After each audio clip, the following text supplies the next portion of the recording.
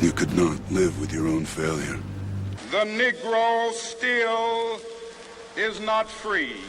We were not brought here to be made citizens. Doctors injecting our infants with the poison. Religion misunderstood as poison. Radio and TV poison. White Jesus poison. Unconscionable. With Chuck Valentine With Chuck and Valentine With Chuck and J.O. Valentine and J.O.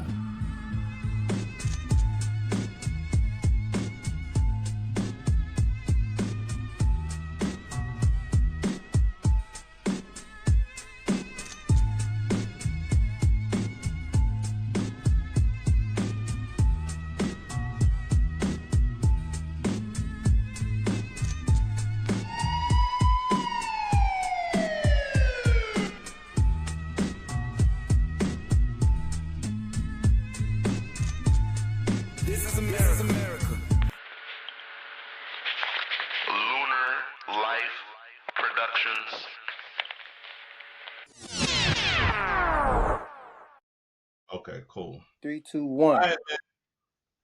Yo, first and foremost, I want to thank you for, putting the time for this interview.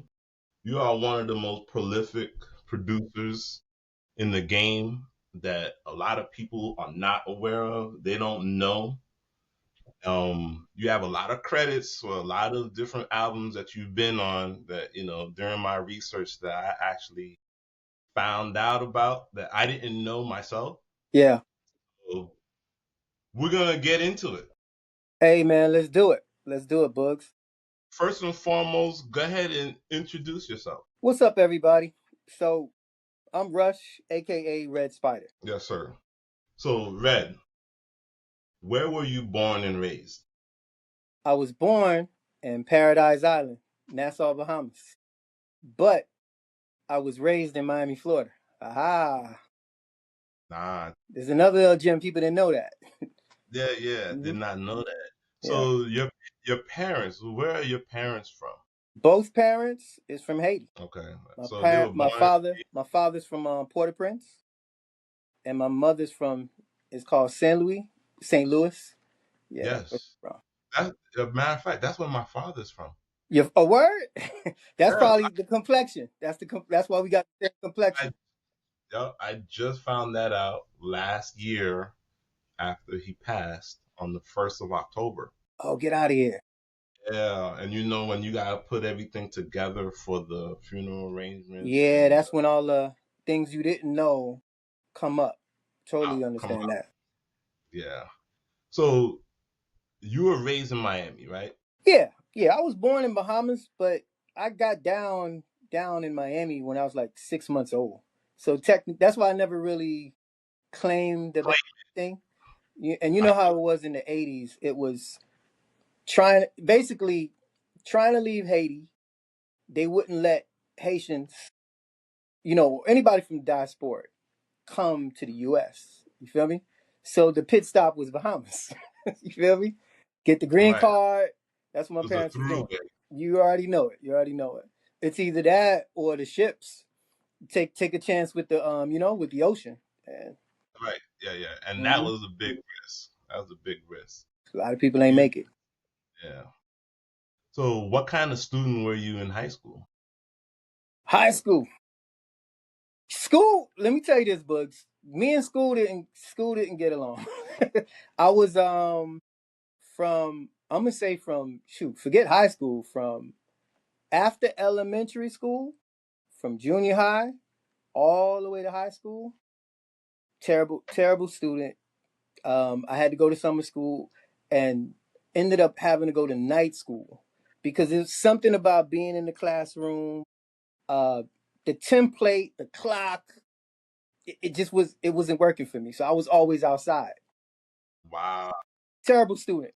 And then growing up in Miami, oh, forget it. That's a whole nother story right there. Yeah. Definitely. So I can gather you didn't do college at all. Nah, but I'll tell you this briefly. I was in a church band growing up.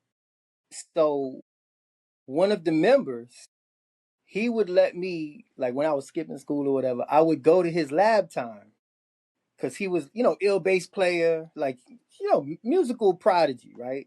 So I would go to the campus and it's called what's the name of this college? Dade North. It was a campus, right? On the north side. Because I'm from the north side.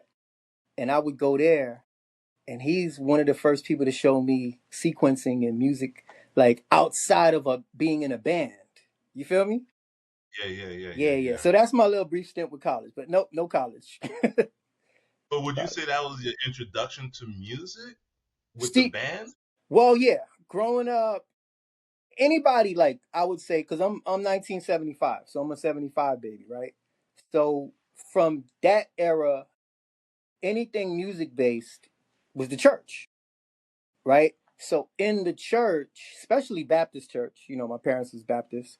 So Baptist church, there was the band or the choir, and then so we had the main band, but then they had like a teen version of that band, and I would be in that band, and that's how I got into like learning more than just playing the guitar and playing the bass at home. Okay. Hmm. Now, were there any other instruments beyond the guitar that you played? Yeah. So I'm a lefty, so I started off playing a right-handed guitar upside down. So I play guitar, but I'm mainly a bass player, but I can play piano, of course, xylophones. I didn't get into the wind instruments because my pops was thinking I was trying to be a show off, and he was kind of getting pissed off because he's like, "Yo, why are you trying to learn everything?" And I'm like, "What are you talking about?" And so we Wait, talking. did you want you to master just one? Okay, so you ever heard that saying, "The jack of all trades, Yes, sir. master of none"? That's right. That's they cut it off, but that's not the full saying.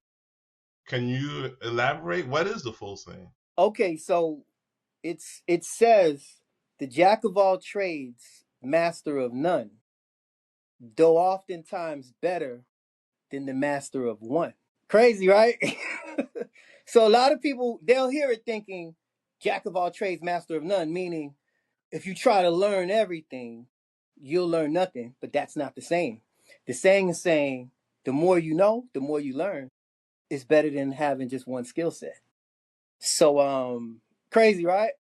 Yeah. You Yeah, man. So I was like, I I mastered I mastered the bass and the guitar. Once I realized everything is a system with the scales. Now I don't read.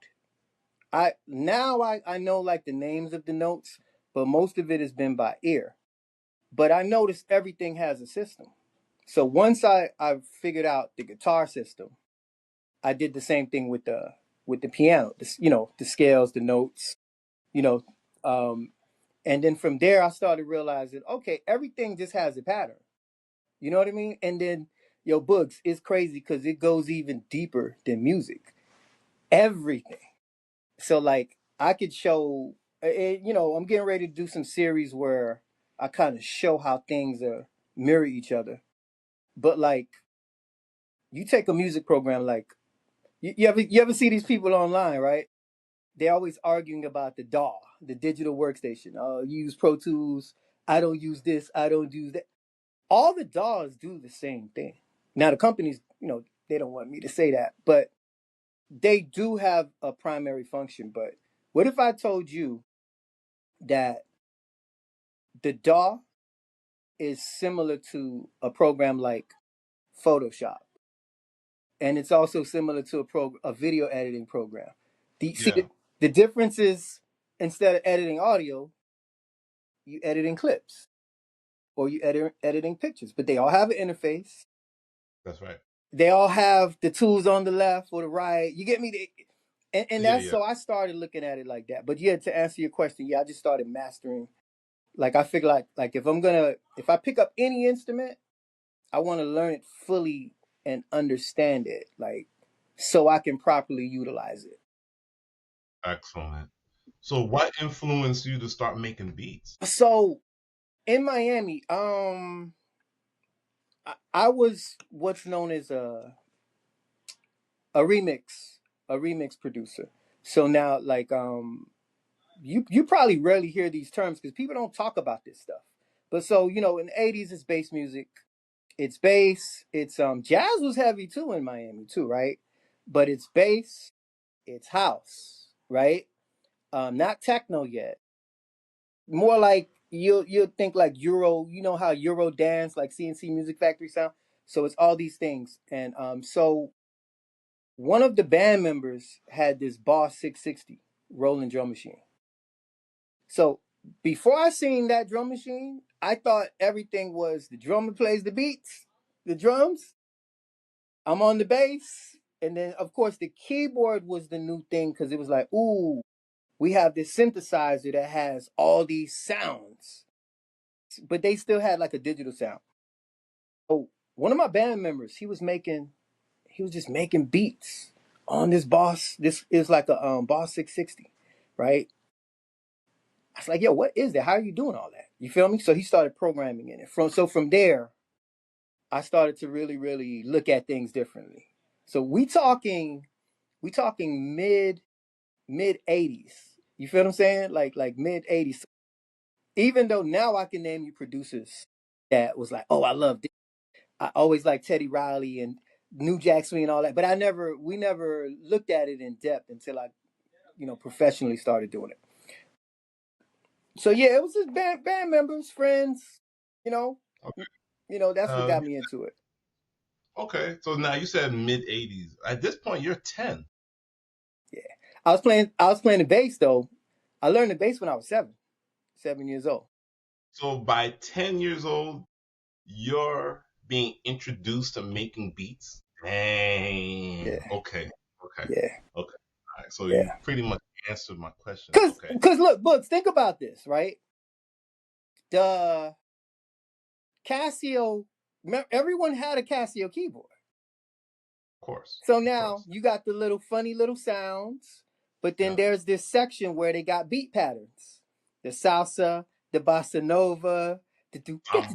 the do Yep. the samba. Yep. So those Yep. are the early little Drum. things. The Yeah. drum, exactly. You Yeah. know, so we So was you like, technically doing it. okay. Okay. So did you like start with a team, or did you just start saying, you just said to yourself, you know what?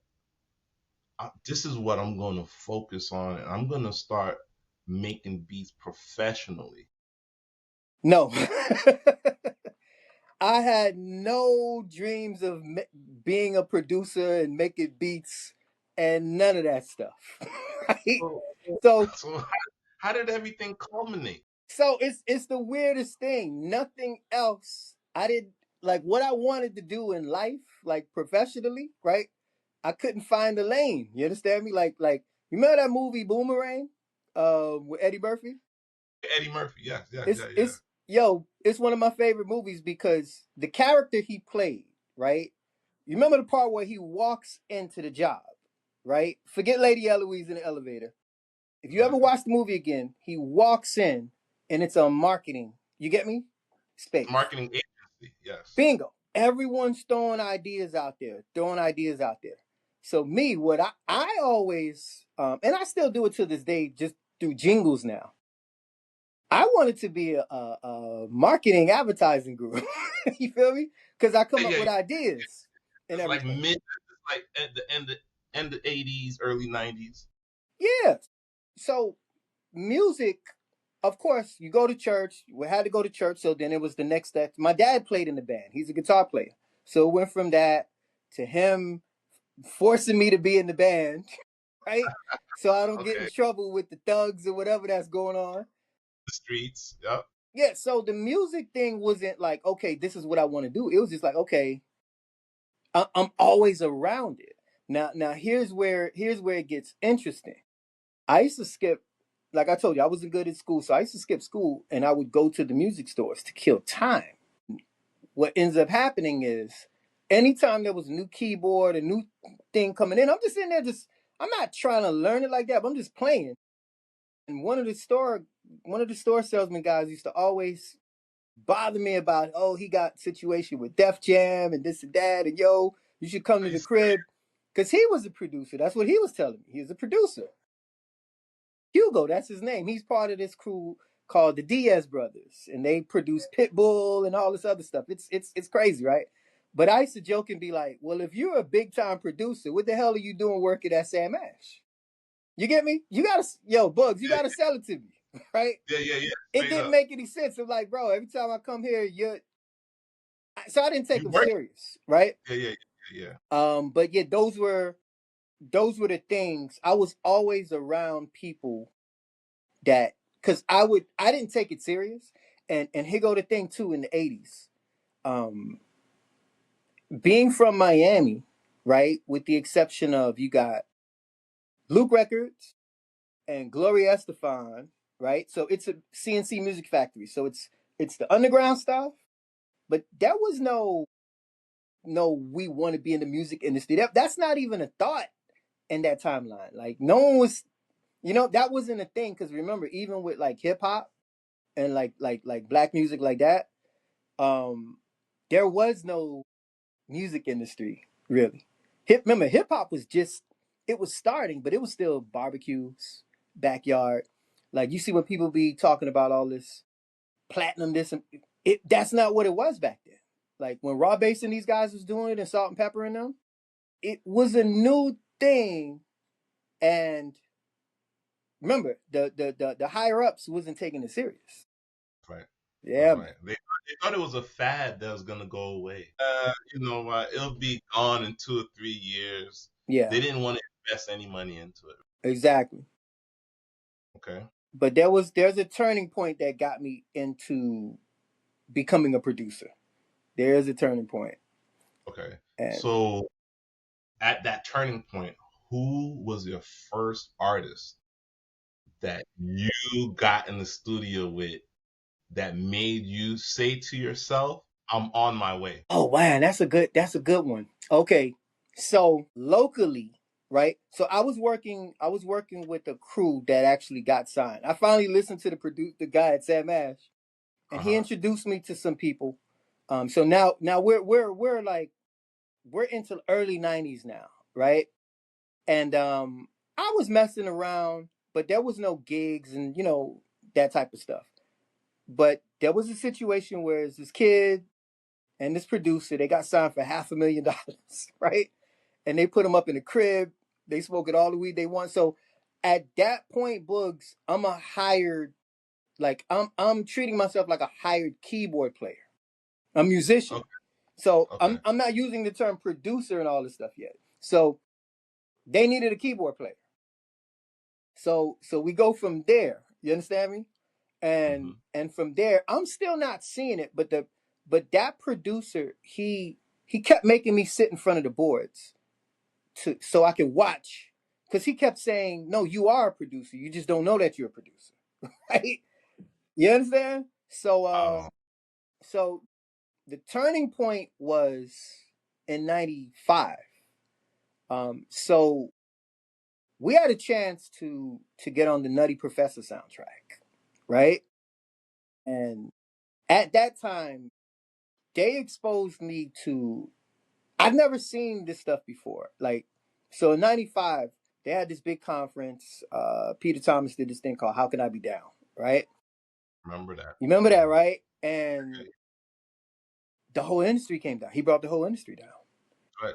And it's yo, Books, it's the wildest thing. I'm seeing people that I see on TV, right? Teddy Riley is in one hotel, you get me? Jermaine Dupri's over here, you get me? The wildest experience for me was, I'm at a Mickey D's McDonald's, and Redman and Keith Murray is at the front of the line. They order. Yeah. And Redman is just spitting off the top. You get me? Like, Yeah. and this is he's just doing it like it's like doing your layups. Right? Yeah. And Keith Murray's now, you know how he used to do the thing with the arms, y'all Mr. Logical. Yeah. So, yo, Books, I'm looking like, oh shoot, this is kind of ill right here. This is real, like this, yeah, So I yeah, started. The thought was in my head like, maybe I could get in this music industry, right? For real, for real. You know, because I started. They say you got to be around it to understand it. People can talk all day and tell you the pros and cons, but the best experience is to be in it. right. You know what I That's mean? right. So Right. that was part of the turning point. But the funny part is, I was in the studio with I was in the studio locally, and I was messing with something on the keyboard. It wasn't even my session. And the client, it was like some local artist. Client asked me how much did I want for the beat. See, that's my first time hearing the word beat, right? You get it? Yeah, And yeah, yeah. I said, what? For this? I said, no, I'm just messing around on the keyboard. I said, this ain't even my session or whatever. I'm just here because I was brought in to play the keys. And he said, but hey man, he's like, hey, whatever, man. How much you want for that right there? This and that. And he told me he paid me $1,500 for it. So I got paid $1,500 cash for something that didn't take me even 30 minutes to do. Just messing around. So I hollered at my homeboy. I said, hey man, I think I know what I'm gonna be doing. You understand me? Straight up. Because again, people don't understand like on the profession side. Making the music was one thing, but I didn't see how it was without any monetary gain. How is it like a serious business or whatever? You get me? And that's when I started to see, once I seen that you can make money, right, for something you love to do, books. Then I went ham, and locally in Miami, I got my name to ring out. I went because I was already in the clubs and the strip clubs, the regular clubs. Yeah, yeah. Growing up in school, you have all these sets. You have the nerds, the smart kids, the book clubs, the athletes, right? The street guys, the thugs, right?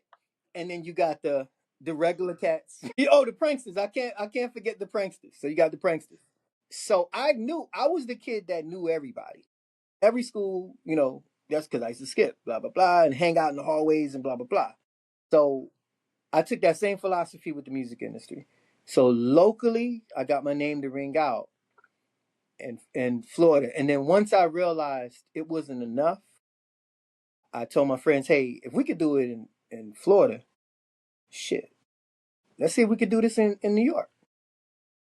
You know what I'm saying? So I took that mentality to New York. Yeah. Mm-hmm. Okay. So now, when you came to New York, who's the first artist that you got on their album? Like your beat cleared and made the album. Fabulous. Fabulous. Fabulous is the first. Fabulous. Okay. Fabulous is the first New York placement that I got.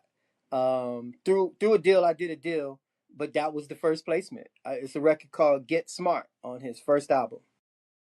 Yep. That's right. Yeah, Yeah, yeah. the one with the Spanish girl cussing him out in the beginning. That's right. Yeah, that's right. Yeah, Yeah, yeah, yeah, yeah. yeah, yeah. I heard it. I heard it. Yeah, That's it's my fly. first. That's my It's first New York placement. Yep. now. Didn't the power of a dollar? You have a track on that, right? Nah, man. You know what's so funny? People think I do. So That's not your track. nah, man. Listen, so with Power of the Dollar, when I did my deal, right? I'm still in Miami at the time, right? And they sent me, they sent me three artists that was bubbling. So I did my deal in '98, by the way, right? So they sent me this kid, 50 Cent, right? It was another kid named FT. Fuck that. Uh Uh, huh. I remember him from Philly, right? no, that's Pretty Ugly from Pretty Oh, Ugly. PU. okay. PU is from Yeah, Philly. So you got that's Pretty right. Ugly. You got FT. Fuck that from Brooklyn. And Kenny Rugged and 50 Cent. So they sent me, and this is right when they was getting ready to promote How to Rob. But the first 50 Cent song that I heard was this song called "It's a Hit." Listen, if you never heard this, it's on Power of a Dollar. It's one of the only songs where If you play this for somebody right now, they wouldn't know that that's 50. Because he Because didn't. he sounds different. His voice, his Delivery. delivery, yeah. Pull up, it's a hit when you get a chance. Now the chorus, he sound like Mace. The places, something like that. It's like one of them singy songy choruses. I remember it on a Who Kid mixtape. Yeah, it's I called wanna, "It's a Hit," and Trackmasters was pretty much doing most of that project. So because the deal I had was through Sony, we were okay. getting Sony acts. So yeah, so they told me about 50. This is before he got shot. I heard "It's a Hit." I heard "It's a Hit," "How to Rob," and a few from that album. There was "It's the Money That Makes Shit Ugly." It's the money that So we heard that one, and then of course Ghetto Quran. Of Heard the Ghetto course. Quran joint. Yep, yep. So, which artists or songs would you say had the most radio play that you? Sheesh. It's too many to mention. Yeah, but it would have to be. You know what's so crazy? It would definitely be. It would be the 50 Cent stuff. Okay. Cause "Want to Get to Know You" still gets played. You know, some of the Lock stuff. I did the Good Love record for Chic Luch.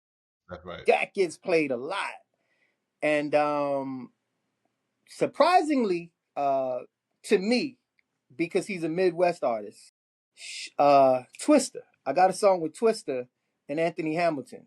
We did over the Bill Withers "Lovely Day." That gets. Uh-huh. I be going certain places and there's that song just ringing up. I'm like, you know, That's good. yeah. That's good. That's Mm-hmm. good. So now I see that you get a lot of credits, right? Yeah. Like Yeah. your name for some reason is on either the lyricist, musician, producer, composer. What are the difference between all of those different credits that you get on one album? Okay. So basically, the easiest way to break this down, because I know it's one of them topics people get confused on, right? You're a composer if you're making music. Like, I'm not talking about the beat part. I'll get to the beats because that's where it kind of gets tricky. But Okay. remember, I'm a musician, so a lot of stuff I play the bass, the guitar, or whatever, the piano, the strings. But to simplify it, it's like this: you get your writer share. So on the writer side, the person who writes the lyric, there's how you get lyric credit, and the person who composes the music gets composer credit. Now that's not producer credit. That's right. You see what I'm saying? Now producer credit is the person who's under the title of being the producer. And Okay. this is what a lot of when you see the debates of the guys who it's so many. When I see, like, I don't even talk about it no more because I don't want to piss people off. I know it's a sensitive era, Yeah. but you got people that's like, they make beats, right? And it's beats. I made the beat, so I'm the producer. And how I was taught was, you're not a producer if you can't cut a vocal. They beat that in my head. And now, to be fair, I don't want to generalize it to say it's hip hop, because hip hop is different. But how I was taught when I was in the studio, it's why the head producer had me sitting next to him and the engineer at the board during the recording process. Now watch this. I told you I started off as a programmer first, a remix engineer.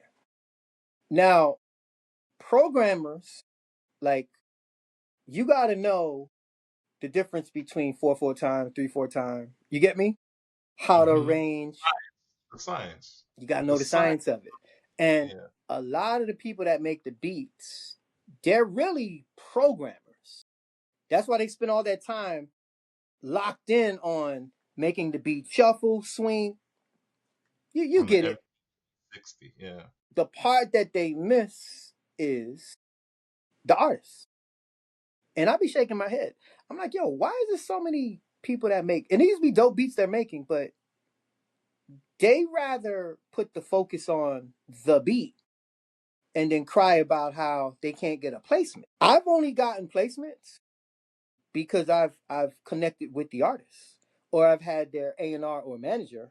Anything that I've ever done, either I knew the artist, was in the studio with the artist, or I knew someone who knew the artist that could be like, no, get on Rush or Spyda's track.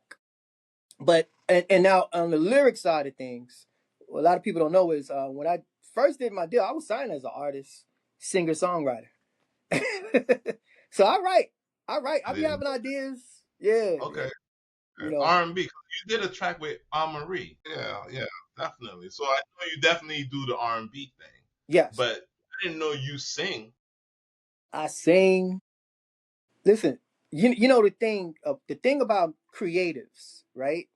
One thing I learned, Bugs, is if you meet a producer, urban black producer, 9 times out of 10, they know how to rap or sing, and they know how to draw.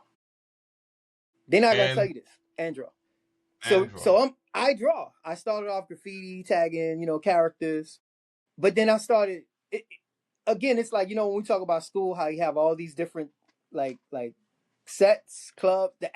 It's like the athlete. Most of the athletes they speak that language, but most producers are artists.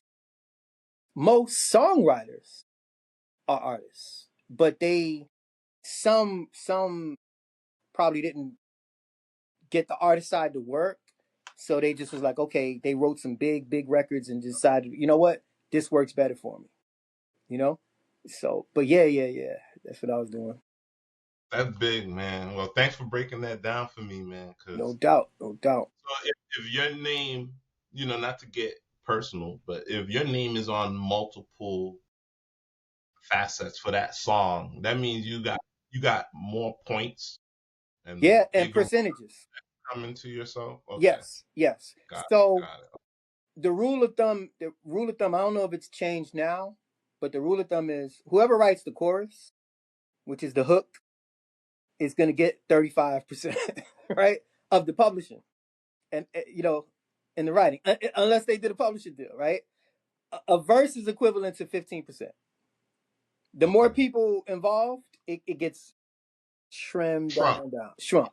Yeah, yeah, You, yeah, you yeah. get it, but yeah, it's the splits. If you go in there with the split sheets, that's how it goes. Now on the producing side, right? If you didn't use a sample, because if Okay, you use a sample that's unclearable, right. It's that all estate original. gonna, you already know they're gonna eat the whole dang thing. Like that Marvin Gaye record I did, the for G Unit. The estate ate all of that. I was lucky to get like I got a nice little tiny little and I didn't want to use the sample. This was what's so crazy. We didn't need to use the sample, but Okay, I had to learn this, right? Artists that get married, we call it getting married to the beat. So they'll get yeah, used to that beat and then they might not want those changes. Cause I'm like, no, I played that bass line. Do do do do do do do do. That's all played, but once you hear that sample, wanna get it's to know a you. rap. Yeah, 50 it's a rap. sang on top of it, Joe. It didn't matter. It was like that's Marvin Gaye. Yeah, yeah, yeah, yeah, We yeah, we yeah. gonna take the lion's share of we gonna take the lion's share of this. That's right. That's horrible. What? However, Nah, yeah, I get it though. It's fair. yeah, yeah, yeah, yeah. It's fair. Because They if put in the work. Yeah, go ahead. Sorry, Buzz. no, as you were saying, if you created something originally and the new artist of today wants to use it, I'm Mm-hmm. pretty sure you want that lion's share of that percentage of whatever they make. Of course, that the estate has to get that. The estate got to basically, you feel me? Your kids. That's for them. That's That's why right. I get it. Like some will be cool. Some will be like, look, we want all the money, and I don't trip. So like a lot of things, Bugs, about me is again, it wasn't my goal to be in the music industry. So I have a total different perspective from people I see that take it serious, right? That be like for them, for me, this was fun. I was like, oh shoot, I could get. I'm doing something I know how to do for the fun of it, and I'm getting paid. Now, I did want to compete. Like I didn't get to like. One thing is I'm very competitive, right? And I didn't get to compete. That's the only thing. In the era where I was coming up, I wanted to compete with all of them. I wanted because I know I could bust their ass. You know what I'm saying, Bugs? But I didn't get to compete, and that's something I always look back and be like, damn, I had the wrong uh, network of people business wise. They didn't really understand urban culture. Even today, if you look at today's climate, right? And you'll get people that be, oh, the music sucks and this and that, or blah blah blah, or it's different. Well, the only thing is, it's ain't no competition going on. Yeah. You know, why do we watch sports? Why do we watch two teams go at it? It's something Right. about that, right? Yeah. Yeah. Music, especially hip hop, it's you feel me? It's a sport, It is. It is. and without see, I'll tell you personally, this would be a whole different topic about it. But from where I sit, it's a simple thing of too many voices. So my friends be like, "Yo, why ain't you online? And why you always got your comment section muted?" I said, "Because I don't want to hear everybody's opinion. That's right. It's too much noise. That's I right. it because what that do is, and it's vanity. Listen, Books, you don't think, right? The people who created the internet and all this other stuff, I don't think it was intended for what happened. Like the DJ, when they got the Technique 1200, the people who made the record player, they didn't think somebody was gonna take it and go it. That's right. It That's wasn't right. made for that. It was made to Right. drop the needle, and so the internet, or what they call social media, right? I'm sitting back and I'm like, it's madness. Because see, everyone's able to now share their input. And you know what they do, right? They project themselves on the artist. So the artist probably looking at it, my fan, my fan, my fan, right? Your fan, no, they're living through you to disparage who really, it's how they really, really feel. That's right. And the artist ain't gonna say nothing because the artist needs the fans. Behind the scenes, they'll be like, "Yo, these people are bugging," right? And Mhm. and I think when you have too many voices, like how it is now, it messes up how we interpret the challenge, the battle. Like the one last year with Drake and Kendrick, right? It was a dope battle, right? But it was, to me, too many people speaking on it before it even happened. Half. So Yeah. so so they'll oh, I heard such and such is about to drop a diss. Y'all. What do you think that this is gonna be? Like, nigga. Just wait. wait, You wait got. for it. Yeah. It's Yeah. like the spoilers in the movie. Y'all are judging. They call it review bombing. You're bombing the movie off the trailer. That's right. So now you're gonna walk in. You get it, Bugs. You get it. Yeah. Okay.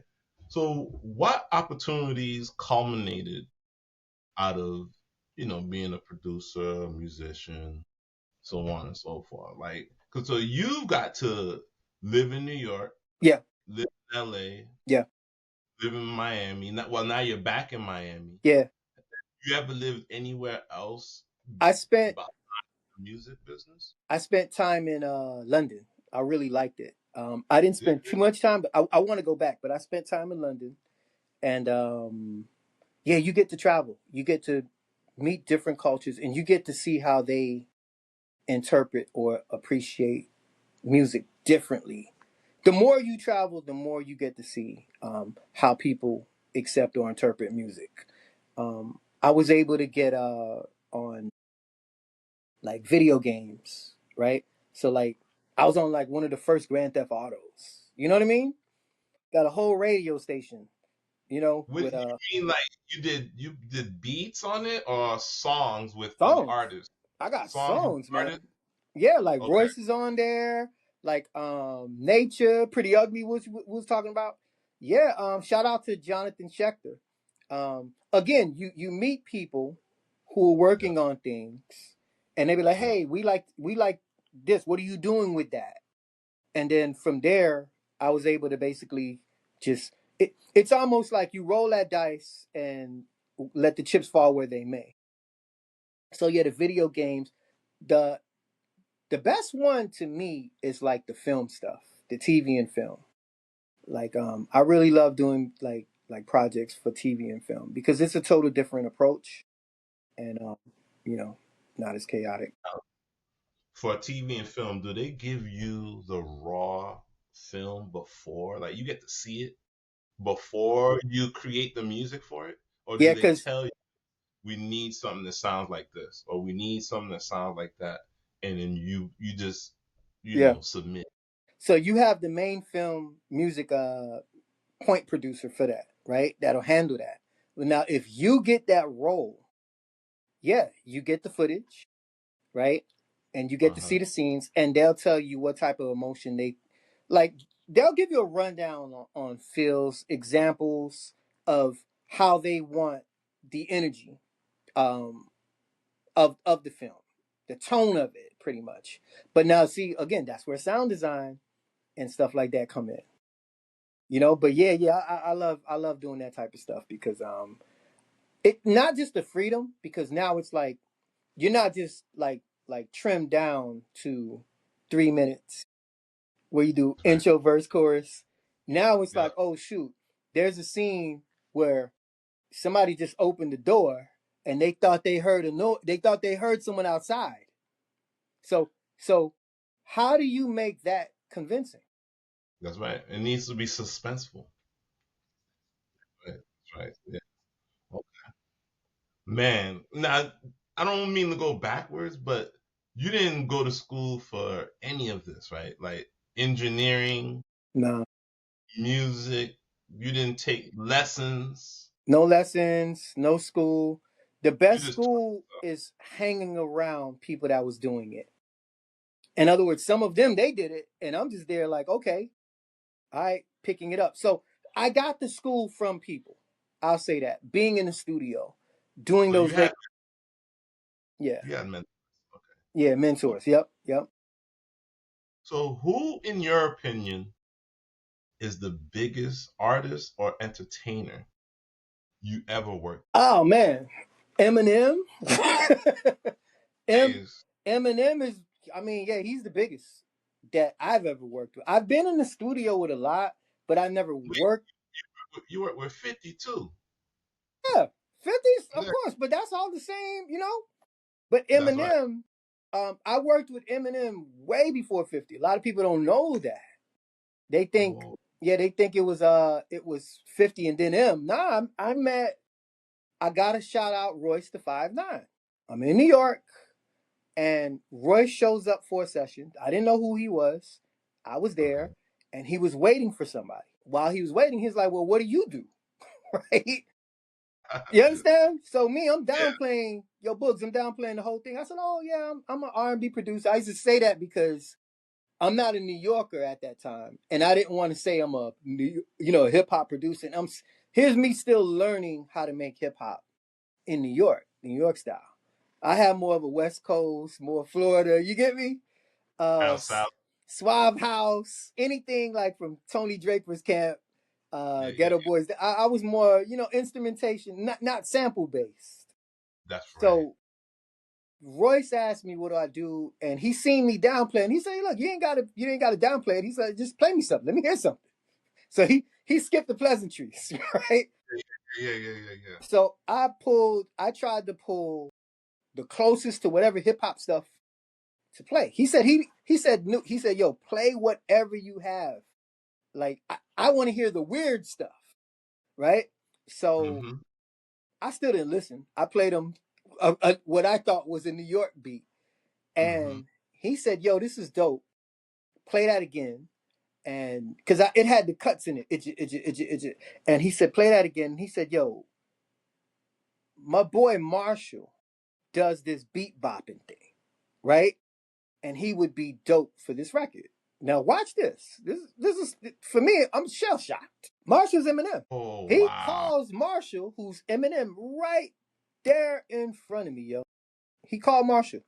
So he calls Eminem, and he says, "Yo, I got this." He said, "Because Detroit is known as Rock City, right? Yeah. That was my second placement, but it was in New York. It was Detroit." He's like Rock City, Royce, 5 9, Slim, Shady. Come on, can't stop the hustle, Royce Nickel 9. And I'm like, that's how that song got done. I did not know him. He walked in the studio, asked me, "What do I have something while he's killing time?" Next thing you know, I got a single with Eminem and Royce the 5 9, debuting on 106 in Park. Go to the Foot Locker stores. Every Foot Locker store I'm going, I'm seeing the video. I'm seeing the record. So that was, yeah, Bugs. That was M would be technically the biggest. Now Who Kid put me on the phone with Michael Jackson. We did, but again, this was during the time in Bahrain when he was in Bahrain or whatever, and it was a track that I did that I was trying to get for the R&B artist Mario for his second album. This before Neo wrote the uh is it you should let me love you. So remember Mario had the braids and he was doing the teen just a friend thing. So I had this concept. Um, I called it Teen Wolf, like the movie Teen Wolf. So I did this whole thing, and it was going to be. I wanted to take something similar to like the Thriller concept with the Teen Wolf thing, and it was getting close to Halloween time. The A&R didn't get it. They y'all were played, cool. y'all They played were, the track. What's the guy? Peter. His name was Peter Edge. My lawyer hooked me up with him. He came to the studio. Hey, no doubt, came to the studio, played us the tracks, and he didn't get it. But see, and this is something you producers got to understand too, right? Always get all of the information before you take the meeting. I should have, when I look back now in hindsight, I should have asked Peter to play me the new Mario records that they have right now, so I could see the direction of the album. I didn't do that. That was the mistake I made. So I played my stuff first, and it didn't match the direction. But anyway, Who Kid calls me, and I learned a long time ago to not take Who Kid serious. Before I used to be like, whatever. This guy called me, yo, I got Samuel Jackson at the studio, whatever. I got dot at the studio, whatever. And I'll go there, always being proven wrong.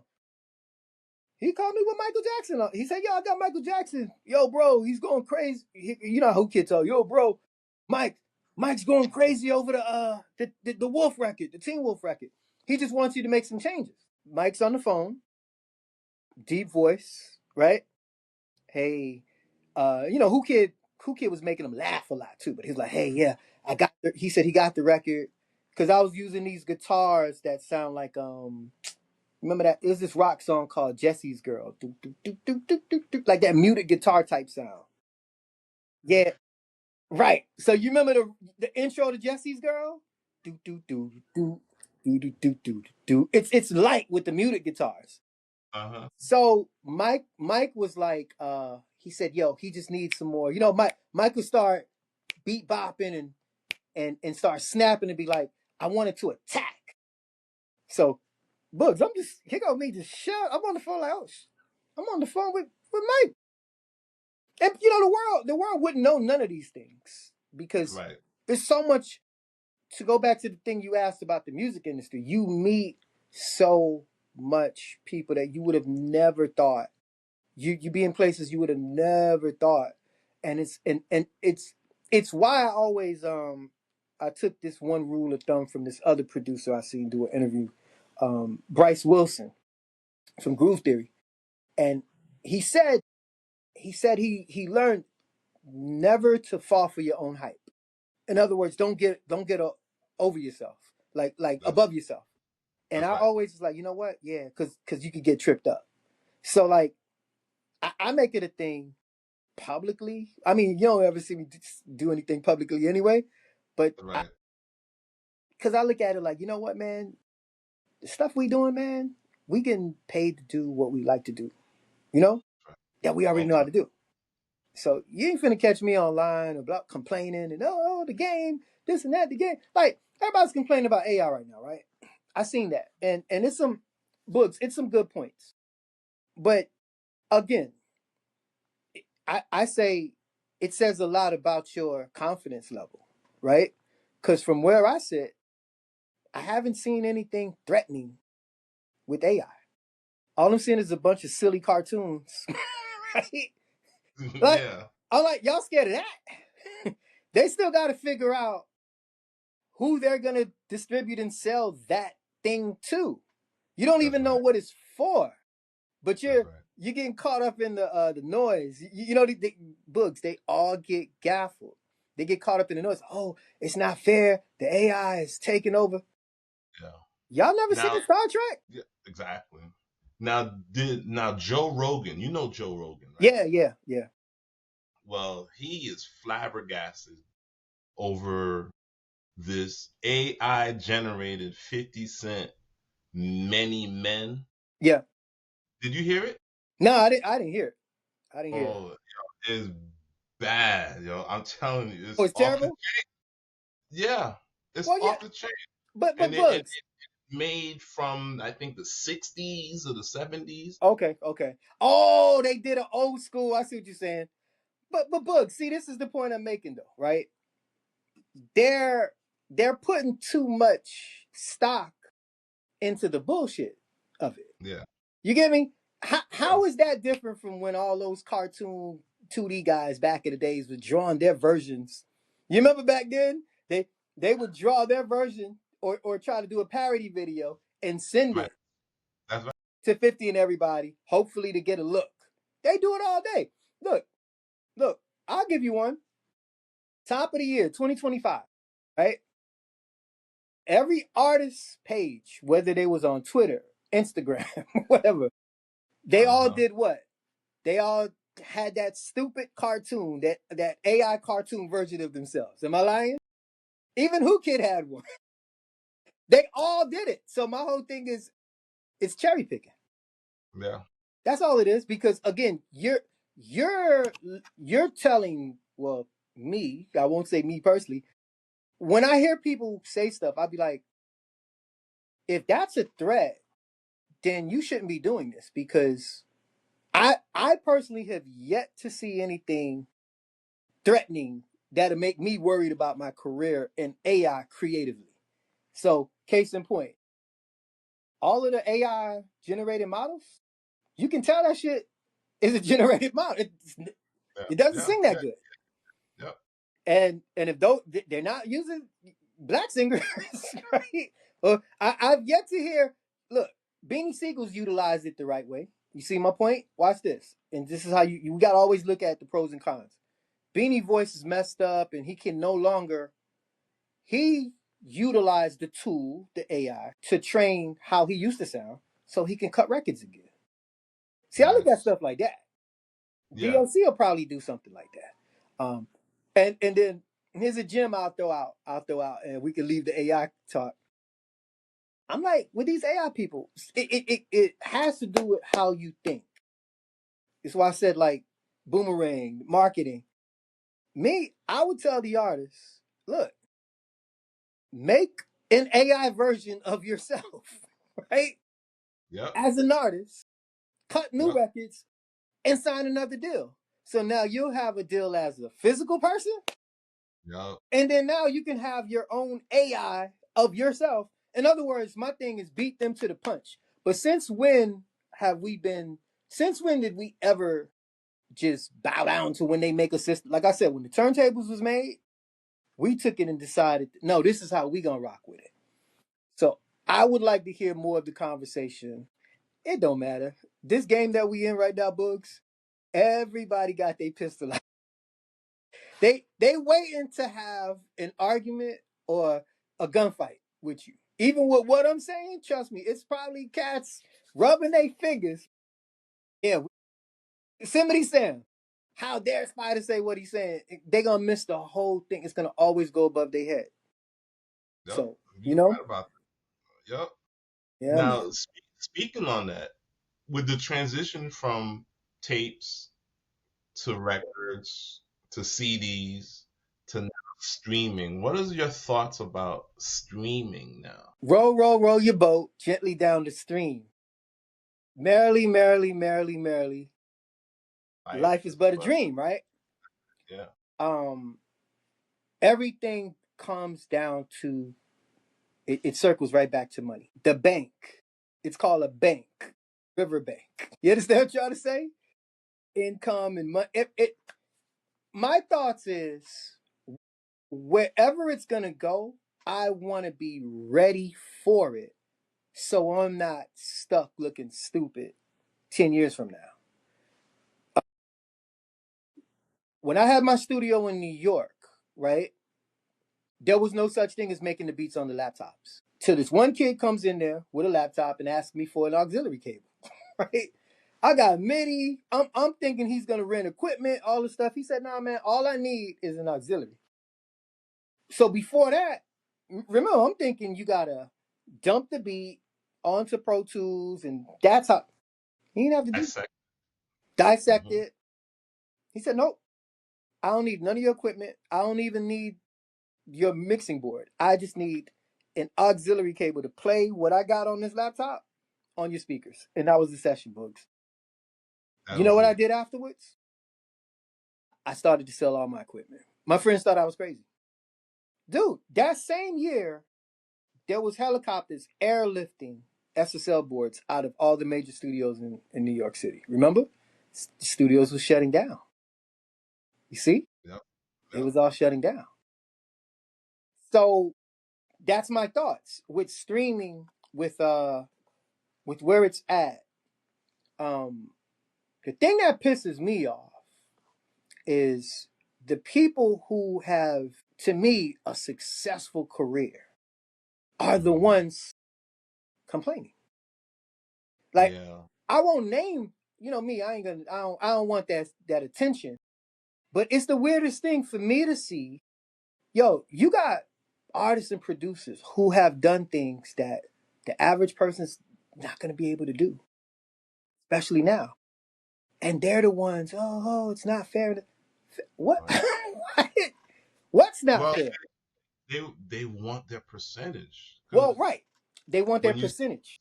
see, you used to receive a particular percentage of it, Yes. but now your music is being streamed 1 billion times Yeah. worldwide, Yeah. and you not know where it's being streamed at. But how does that differ from the old ways where The pirating and no, bootlegging. no, no, not the pirating. I'm saying, what was the old model in the music business? How were the deals structured? I'm saying, since I've been in the music industry, the deals were never structured in anyone's favor unless their value was up. The average deal back then in the 80s, the 90s, we're not gonna go to the 70s.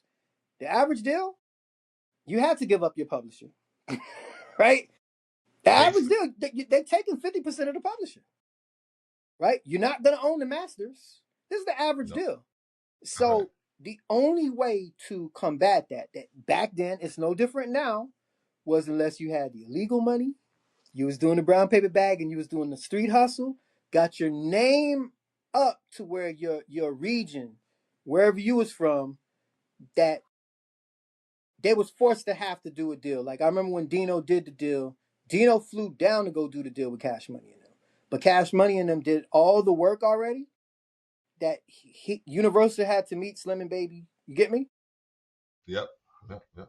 So Yeah. so to take that to your question with the streaming, what I'm saying is, in business, I've never seen it to where the person investing the money or putting up the money says, "I'm going to give equal share." I've never seen it. I've always seen, okay, yeah, you believe in yourself, you're talented, blah blah blah, right? People need to study Nelly, right?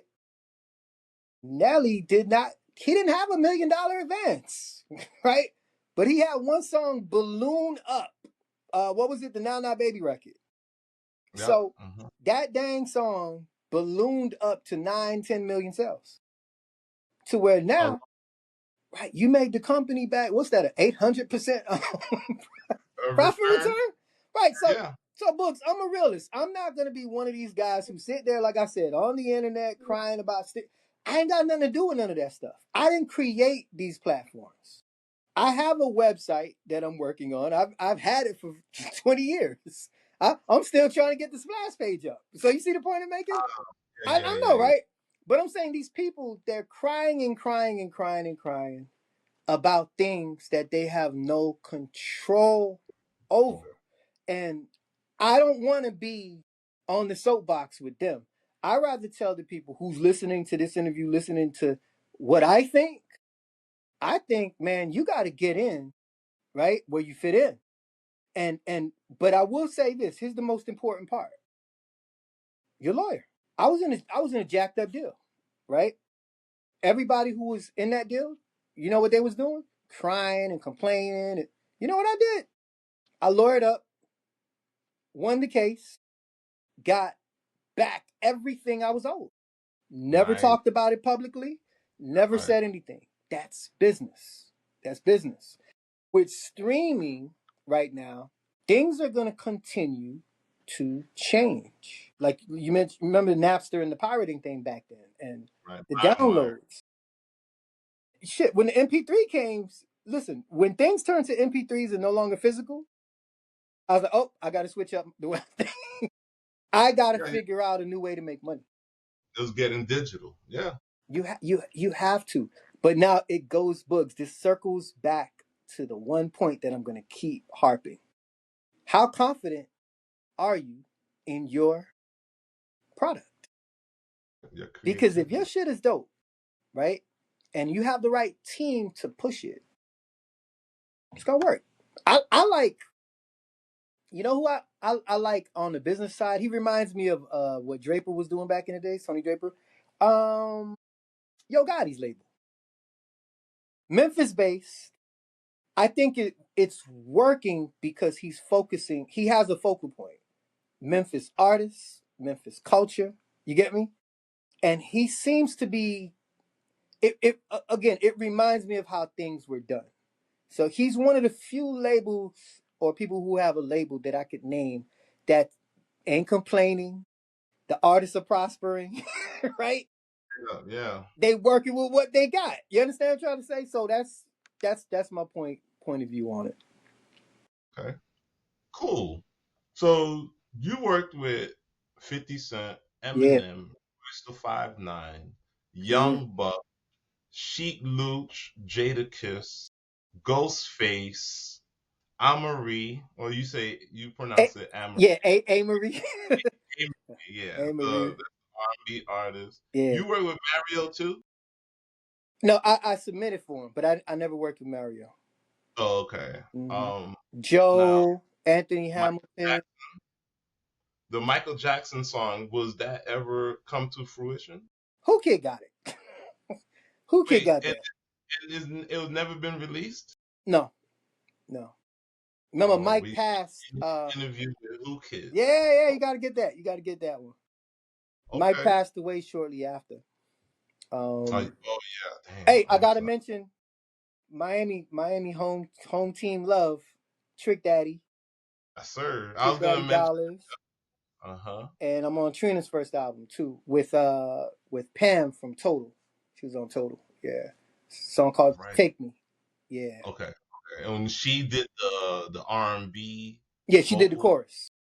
Okay. Yeah. Man, I gotta look that. What's the name of that song? It's called Take Me. Take Me? Okay, I gotta look that one up. Okay. Yeah. You'll recognize as soon as you hear the chorus, you'll that's Pam from from Total. Yeah. I'm really feeling Stick Up Kids on Sheik Luch. Oh yeah. Brrr, stick 'em. Ha, stick 'em. Shout out to Sheik. That beat hard, son. Yeah, man. That was I think Ghostface is on that one.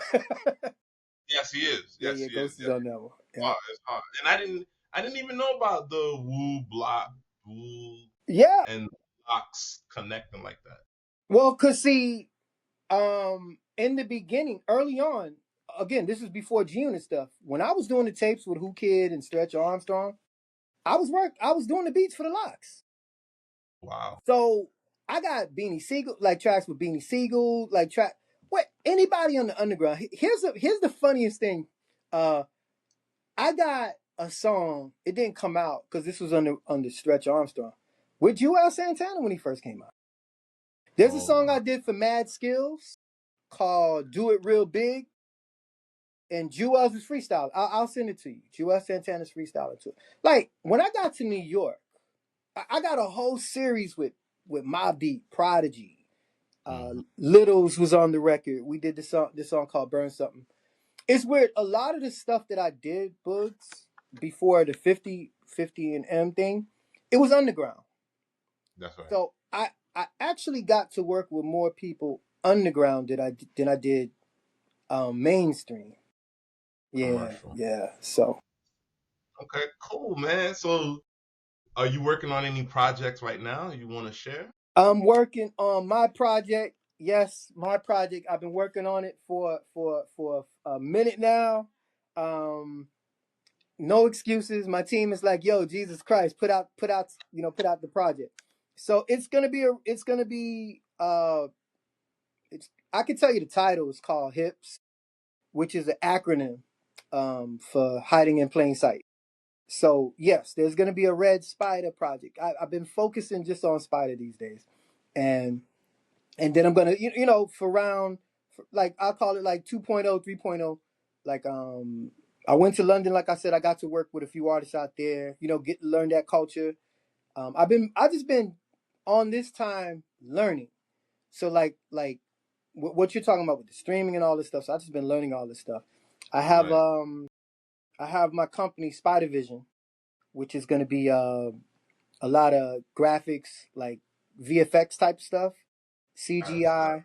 Yeah. yes. And I want to be on that. Yeah, man. Yeah. So these things are in the work, but I am gonna drop something. I want to say if not by Christmas, definitely before spring of by spring of 2026. Yeah. So I'm gonna populate. But see, I'm trying to have like the stuff I've been doing is light-hearted humor, upbeat, fun.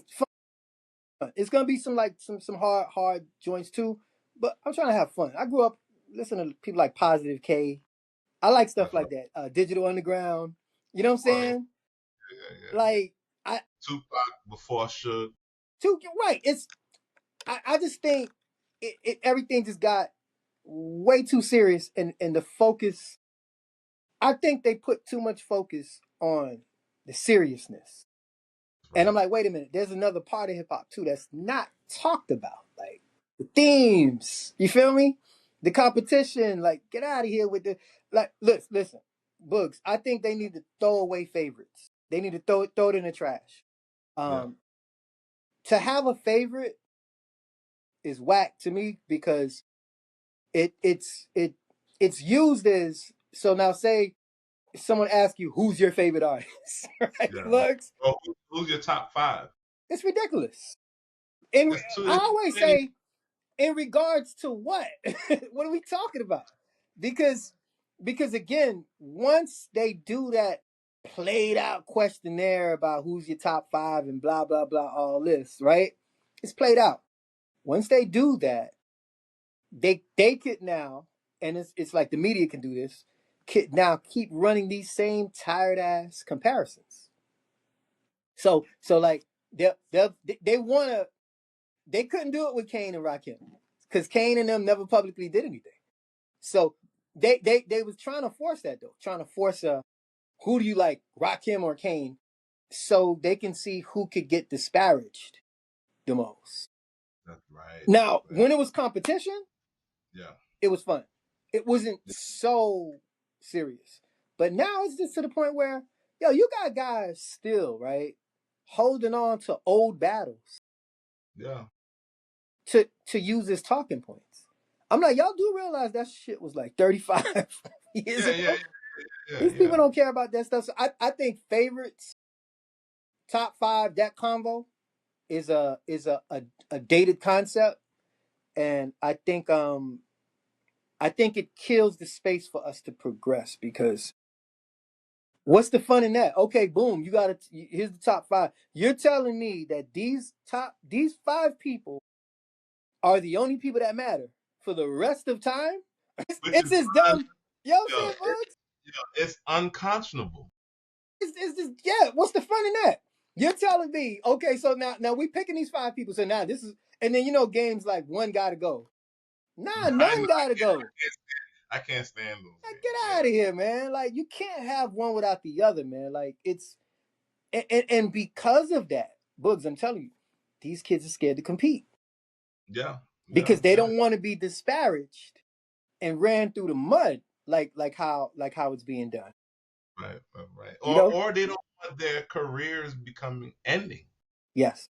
Yeah, the Yeah. same way LL Cool J completely destroyed Cannabis. Canada. Cannabis. Yeah. You're right. Yeah, Yeah. he just went off the band. He's gone. Sheesh, man. Okay, well, Red Spider, it's been a pleasure. I really Woo-hoo. appreciate it.